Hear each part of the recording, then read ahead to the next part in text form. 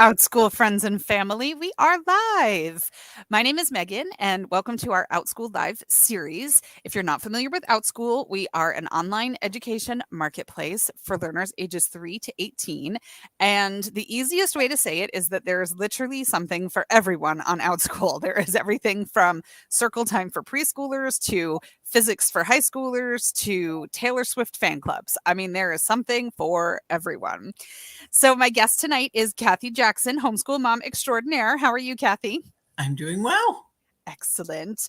So, tonight we're going to be talking about how to homeschool and follow our kids' interests and passions and incorporate that into homeschooling, which is often one of the big goals, but how to do it with keeping in alignment with your state standards. Right. So, and in the comments, let us know what state you're watching from or what country you're watching from. If you want to share a little bit about your state standards in the comments, we'd love to hear about that as well.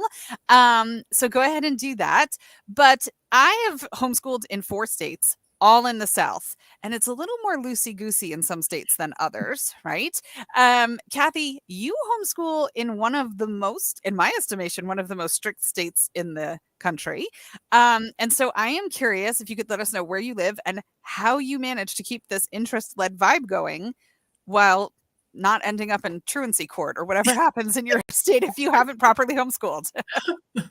Oh, well, I will say I'm in New York State. I'm not in New York City, but I am in New York State. And we do have to hand in a IHIP, which is an individual instruction plan at the beginning of the school year. My plan always says we will be doing child-led studies, and I will let you know on each of the quarterly reports which of the topics we chose for that quarter. And so that's how we go about doing this. Everything from, we go to libraries a lot. One of the big things is we do library hopping on bad weather days. We will pick 5. We have 66 libraries in our library system alone. And so we can pick 5 libraries and just like head around, we'd come home and we'd end up with 40 or 50 books. And especially in the younger grades, because when you look at the interlibrary loan stuff, you really can't tell what age it's aimed at or what level it's aimed at. And so we would go and he'd collect all these books on all different things. And he'd say, wait, I know. Did you know about this? And no, I didn't know about that. And next thing he would say, this one's really, but they didn't give enough. And I'd go online and I'd order about 5 more books through interlibrary loan on that topic, leave them on his bed. And he'd be like, there's even more now. Now I can read these. And he would just consume. He inhales books. The other thing was when I got started, one of the things that bothers me, because I'm a math and science person. One of the things that really bothered me was, how am I going to do anything sciencey with him when you do one kid? I mean, it just didn't make any sense to me. So I actually proposed it to our public library. Hey, could I do a science program where we do all different fun stuff every week? I've now been doing that 8 years. He's no longer interested, and I still do this. And it allowed us to get in with other kids who would say, but then why and how come and what about? And that has really helped as well. I had a feeling I was on the right path with the interest led when it was about, he's now 15, but about 2 or 3 years ago, I knew the principal because I also volunteer at the school. I really wanted us to be incorporated in the community. And I was talking to the principal about something. And he said, by the way, I read all your reports every month. So they don't every quarter. So they don't just go to the district and get filed away. They actually shared them with the principal of the school that your kid would be in. And he said, we need to do more like you're doing. And that was huge. That is high praise right there. That was really big. Yes. But I do things like when we went to one of the library hopping, they had a whole bunch of books on CD. And yes, this was back when he was about 8 or 9. So it was 7 or 8 years ago. And there was a book on Shakespeare for children. And I thought, oh, what the heck? So I just grabbed it. We got in the car. I put it in and I did not look back in the rearview mirror. I thought, I am not going to even look at him. And we went about 20 minutes and I do not understand Old English at all. And I turned it off and went, so what'd you think? And he said, so the tempest is the woman and the storm? This is really good stuff. And so we've been to all these Shakespeare festivals now and all these other things with Shakespeare because he went in a direction that no kid usually goes in that age. But we were able to go those directions by just following his passion. Mm-hmm. The same thing with a whole bunch of other things. He was when I would leave a book where he couldn't find the next topic. and I would leave some books, and he'd be like, I don't know if I want to read these. I just want you to read 5 pages. If you want me to read them to you or whatever, just 5 pages. And if you don't like it, stop there.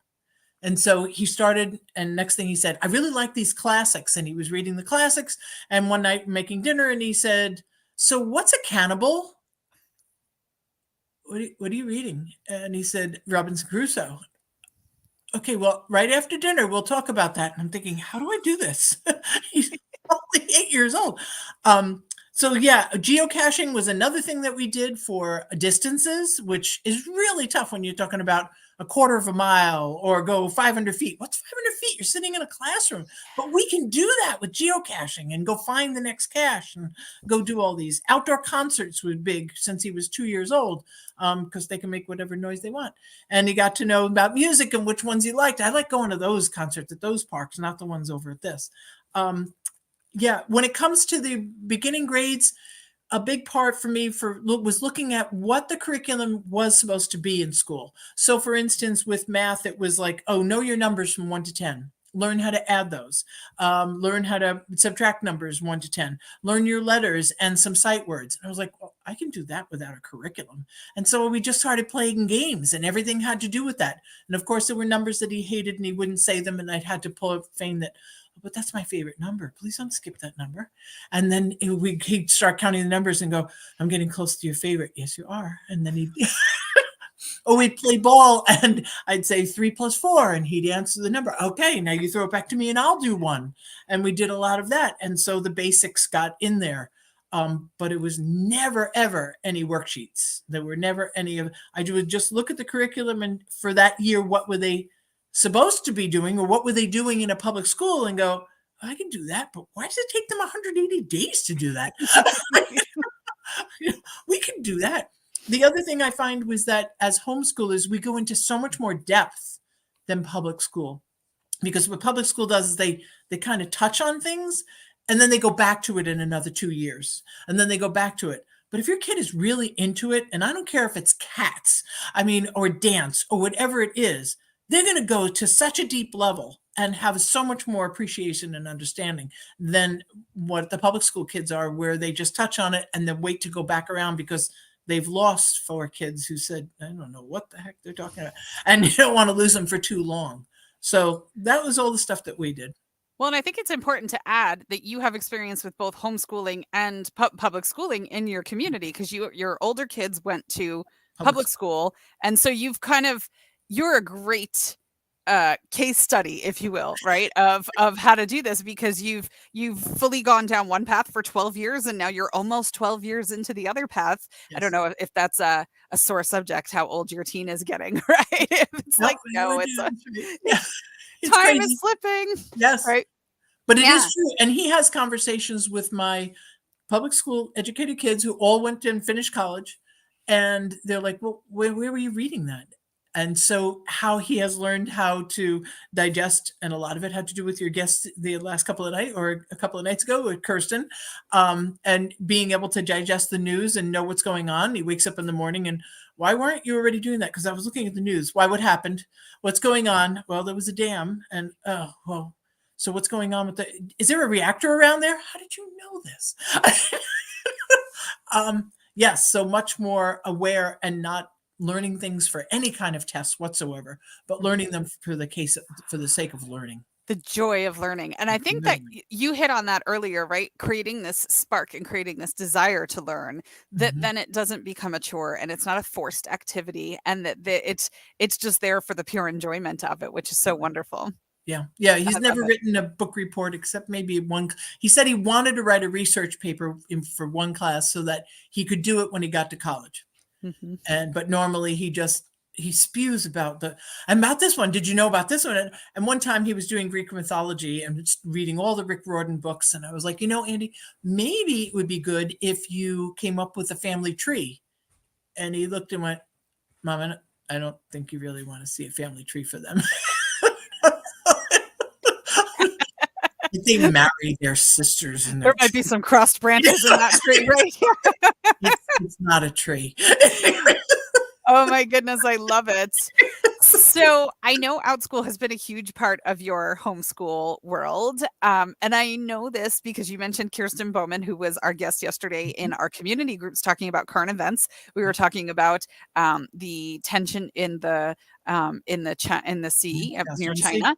And so we were talking about that. And I actually met your amazing kiddo when I was team teaching with Kirsten. She was teaching about apartheid, and I was Mhm. doing a novel study of Trevor Noah's book, and we were working on that together. And that's how I met your awesome kiddo, and I'm so thankful he's been in a bunch of classes with me. But so Outschool has been so awesome for him Mhm. and learners like him. If you are brand new and you've not used Outschool before, there's a code right here. I think, am I lining up? There we go, right there. You can enter that for $10 off your first class. But when you go into the catalog, there's a lot of classes, right? There's a lot to choose from. There's filters that help you narrow it down, etc. But there's a lot in there. So if you are on any of our public channels, if you're on YouTube, Instagram, Facebook, any of those channels watching this, go ahead and send us a DM. There are multiple people who will be more than happy to help you find a class on Roblox math or a hangout for Taylor Swift fans so that you don't have to listen to them talk about Taylor Swift all day, every day. You can find them a community of people who love Taylor Swift as much as they do.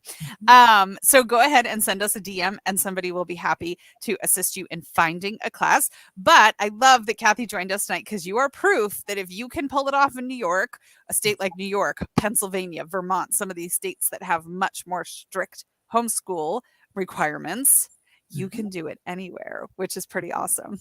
So thanks for joining me tonight, Kathy. Thank you very much, Megan. Awesome. And I look forward to the next time I get to see your amazing kiddo in class. Anytime he was ever absent, class was sad. I adore my other students, but there's a spark that he brings. So I'll I see will him tell again. him. Thank you so much. Have a good night. Thank you. Bye bye.